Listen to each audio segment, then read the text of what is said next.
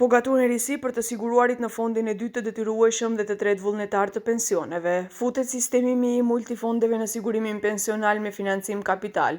U zgjidhen duar shoqërive private pensionale që paratë të siguruarve t'i shumëfishojnë më shumë. Vendimtare është mosha e të siguruarve, ndërsa zgjedhja është mes tre protofolesh: rritës, i balancuar dhe konservativ.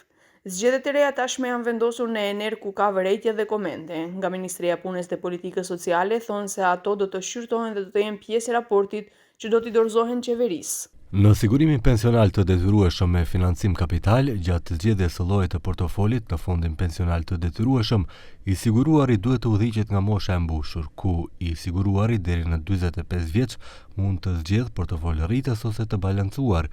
I siguruari nga 45 deri në 57 vjeç mund të zgjedhë portofol rritës, të balancuar ose konservativ, dhe i siguruari mbi 57 vjeç mund të zgjedhë portofol të balancuar ose konservativ.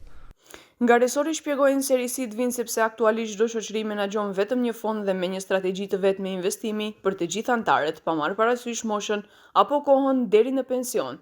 Thonë se kjo krijon problem, është e rrezikshme për të moshuarit që janë afër pensionit dhe e kufizuar për të rinjën që do të mund të kishin kthim më të lartë.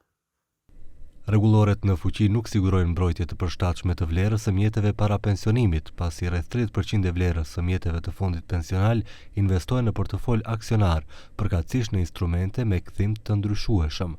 Nëse ndodhin lëvizje negative në tregjet financiare, personat që duhet të dalin në pension do të humbin një pjesë të vlerës së tyre, gjë që nuk do të ndodhte nëse do të ishte zbatuar modeli i multifondeve.